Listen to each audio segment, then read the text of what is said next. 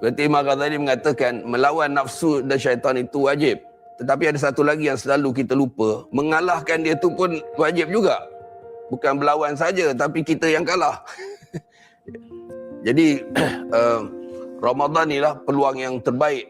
Oleh itu ikhwah dan akhwat, antara persiapan beberapa hari di hujung Syaban ini, anda fikir kita perlu bertekad, bertekad bersungguh-sungguh untuk memerdekakan jiwa kita ini. Mungkin selama ini kita tanpa sedari kita telah ditawan oleh hawa nafsu dan juga syaitan.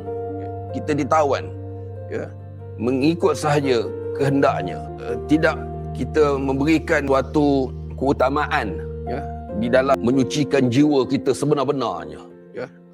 Kita perlu ingat bahawa takwa itu dikaitkan dengan puasa, kerana nafsu dan syaitan ini lebih banyak memanfaatkan keperluan manusia itu sendiri, keinginan manusia itu sendiri, keinginan fizikal manusia, pendengaran, penglihatan, perutnya, nafsunya, itu semua berkaitan dengan keperluan-keperluan jasadi, fizikal semata-mata.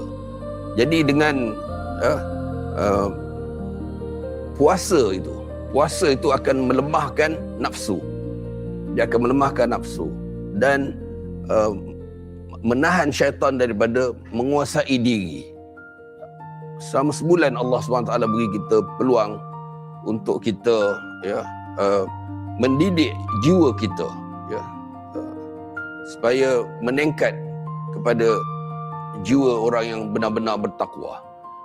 Namun kalau kita tidak ada satu azam dan juga tekad untuk berubah, Ramadan tahun ini akan jadi macam Ramadan tahun lalu juga.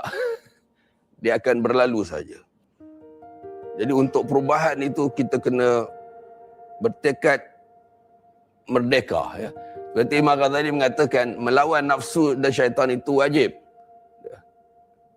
Tetapi ada satu lagi yang selalu kita lupa, mengalahkan dia tu pun wajib juga. Bukan berlawan saja, tapi kita yang kalah. Kita yang tertawan. Apa yang kita inginkan ialah kita melawan dan kita menang. Dan Allah bagikan Ramadan dengan puasa, dengan satu environment, itu boleh membantu kita membina momentum tersebut yang patut dimanfaatkan sungguh-sungguh.